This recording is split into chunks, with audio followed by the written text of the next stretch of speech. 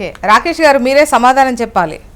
అంటే మీరు చెల్లించకుండా పోయిన బకాయిలే ఇప్పుడు కోర్టు దాకా వెళ్ళేటువంటి పరిస్థితి తీసుకొచ్చాయి. Good morning madam. Good morning Jyotsna గారు, మీకు పెద్దలు ఎన్ల లక్ష్మీనారాయణ గారికి, అదేవిధంగా కిరణ్ యాదవ్ మేడం. ఒక గమ్మత్తైన విషయం ఏంటంటే ప్రతిసారి మనం ఏ చర్చ పెట్టినా ఉత్తనే దాన్ని పాత ప్రభుత్వం, గత ప్రభుత్వం, అది అంటే మన వచ్చేటువంటి ప్రతినిధులు కావచ్చు, లేకపోతే కాంగ్రెస్ పార్టీ కావచ్చు, అసలు అసెంబ్లీ సెషన్ ఫాలో అవుతుందా? అసెంబ్లీలో ఈ అంశం గురించి చర్చ జరిగింది. చర్చ జరిగినప్పుడు గత 10 సంవత్సరాల్లో ఎప్పుడైతే మీరు ఎంతమందికి బెనిఫిట్ ఇచ్చారని చెప్పేసి ఒక క్వశ్చన్ కాంగ్రెస్ పార్టీ నుంచి లేవనెత్తినప్పుడు 87,000 మంది రిటైర్డ్ ఎంప్లాయీస్ కు మేము బెనిఫిట్స్ ఇచ్చాము అని చెప్పేసి స్పష్టంగా ఆ రోజు ఆర్థిక శాఖ మంత్రిగా ఉండి ఈ రోజు ప్రతిపక్ష డిప్యూటీ ఫ్లోర్ లీడర్ గా ఉన్నటువంటి హరీష్ రావు గారు అసెంబ్లీలో సమాధానం చెప్పారు. ఇక్కడ గమ్మత్తైన విషయం ఏం జరుగుతుందంటే అసెంబ్లీలో కూడా మేము ఇంకా పాలకపక్షం, కాంగ్రెస్ పార్టీలో ప్రతిపక్షంగా మమ్మల్ని క్వశ్చన్లు ఇస్తారు. ఇప్పుడు వచ్చినటువంటి చర్చలో కూడా మీరు ఈ 2 సంవత్సరాల్లో 2.5 సంవత్సరాల్లో రిటైర్డ్ అయిన ఉద్యోగుల బెనిఫిట్స్ ఎందుకు ఇవ్వలేదంటే గత ప్రభుత్వం ఇవ్వలేదు. ఇప్పుడు 730 ఏదైతే పిటిషన్లు వేసారో 737 మంది పిటిషన్ దాంట్లో ఒక్కరన్నా మా ప్రభుత్వంలో రిటైర్డ్ అయిన వాళ్ళు ఉంటే చూపెట్టమని. నేను ఏమంటానంటే మాట్లాడేటప్పుడు మనం ఒక దాని గురించి సంబంధించినటువంటి సబ్జెక్ట్ లో మనం స్పష్టంగా అడుగుతుంది ఏంటి, ఎందుకు రిటైర్డ్ బెనిఫిట్స్ ఇవ్వట్లేదు, పెన్షన్లు ఎందుకు ఇవ్వట్లేదు, మరి ఇవి ఏవి ఇవ్వకుండా 3.5 లక్షల కోట్ల అప్పు ఎందుకు జరిగింది రాష్ట్రంలో? మన స్వయంగా ముఖ్యమంత్రి గారు చెప్పారు కదా అసెంబ్లీలో. అండ్ నెక్స్ట్ వచ్చేసి గత ప్రభుత్వం చేసిన అప్పులు ఏంది అనేది పార్లమెంట్ లో స్పష్టంగా కేంద్ర ప్రభుత్వం చెప్పింది. అండ్ నెక్స్ట్ ఇప్పుడు ఇంకొక విషయం ఏంటంటే ఇప్పటికీ 3 టర్మ్స్ బీసీ ఫీజు రియంబర్స్మెంట్ ఇవ్వాలి. ఇప్పుడు మా ప్రభుత్వం చేసిందా, మీ ప్రభుత్వం చేసిందా కదా, ప్రభుత్వమే. గతంలో కాంగ్రెస్ పార్టీ 2014 కంటే ముందున్నటువంటి కాంగ్రెస్ పార్టీ చేసినటువంటి ఫీజు రియంబర్స్మెంట్ బాకీలన్నీ మా ప్రభుత్వం చెల్లించలేదా?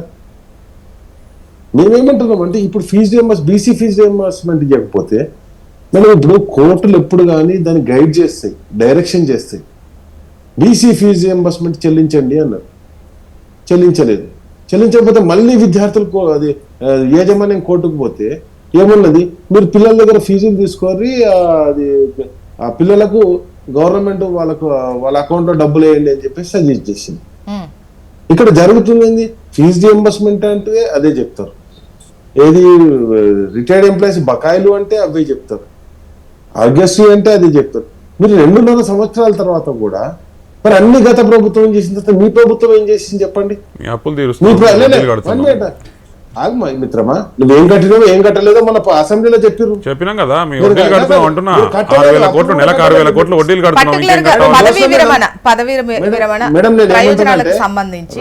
కాదు 2.5 సంవత్సరాలకు సంబంధించి మాట్లాడుతుంటే వాళ్ళ మీద నువ్వు అప్పు చేసినావు, అప్పు కట్టలే, నీ అప్పు కడుతున్నావు, నీ అప్పుకు వడ్డీ కడుతున్నావు అంటారు, నీ అప్పుకు వడ్డీ కడుతున్నావు, అసలు కడుతున్నావు, ఇంకేం కట్టాలి? తప్పులు మాట్లాడుతా ఉంటే మీ ఇష్టానికి ఏదో మైక్ ఉంది కదా అని ఇష్టానుసారంగా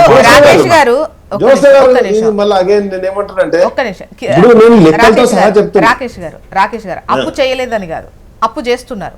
కాకపోతే ఈ అప్పులో సింహభాగం మీరు చేసిన అప్పు వడ్డీకే ఉంది అని చెప్పేసి కాంగ్రెస్ నేతలు అంటున్నారు.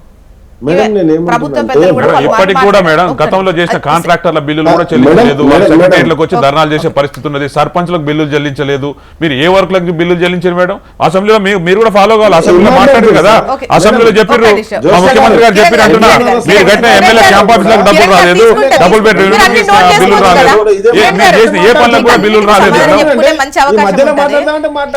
చెప్తున్నా ఇవన్నీ కూడా ఇవి కూడా కన్సిడర్ చేసి మాట్లాడు అంటున్నా, ఇది కూడా కన్సిడర్ చేసి మాట్లాడు, ప్రభుత్వంతో కన్సిడర్ చేసి మాట్లాడంటున్నా. ఎందుకు ఇవాళ కాంట్రాక్టర్లు ఇంకా సెక్రటరీ ఎందుకు తిరుగుతా ఉన్నారు అంటారు, వాళ్ళకి ఎందుకు బిల్లు రాలేదు, సర్పంచులు ఎందుకు ఆత్మహత్యలు చేసుకుంటా ఉన్నారు?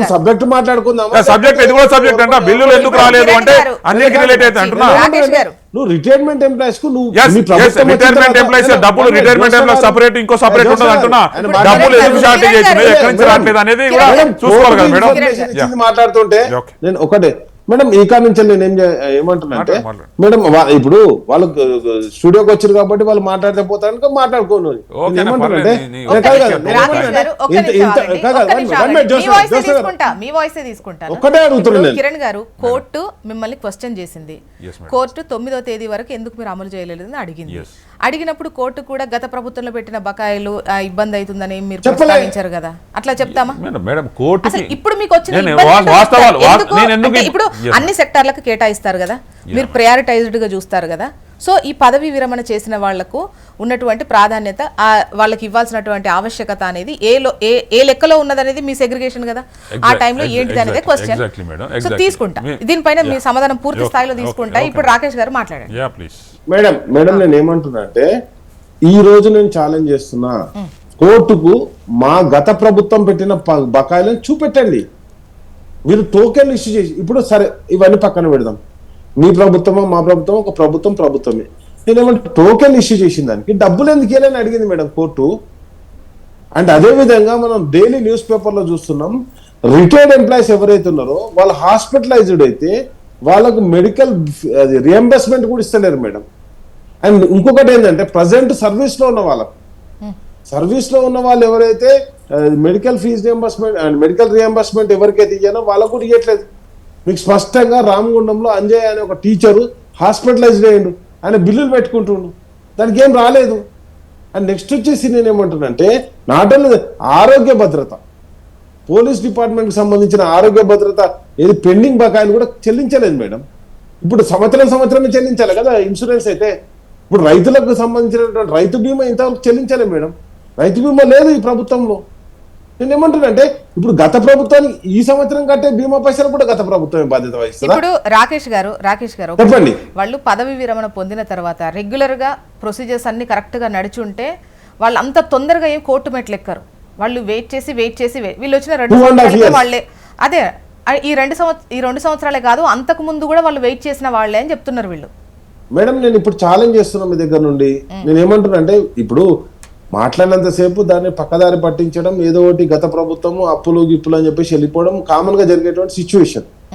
మీకు ఇప్పుడు ఒక మాట చెప్తాం మేడం, మీకు ఒక రిటైర్డ్ ఎంప్లాయీస్, ఎందుకంటే మేము చెప్పేటైనా వేరేటైనా కాదు, మా మీద కేసులు పెట్టి మేము తెలంగాణ ఉద్యమంలో పాల్గొన్నప్పుడు మమ్మల్ని ఎవరైతే అరెస్ట్ చేసినటువంటి ఒక పోలీస్ అధికారులు నెంబర్ ఇస్తా, ఆయన పెద్ద అంటే లేదు మేడం 1 మినిట్ ఆగండి, ఇప్పుడే నేను పంపిస్తున్నా. లేదు ఆ నెంబర్ ఎవరికి పంపించాలి చెప్పండి మేడం, నేను ఇప్పుడు మీకు పెడుతున్నా నెంబర్ మెసేజ్ పెడుతున్నా. పెట్టండి.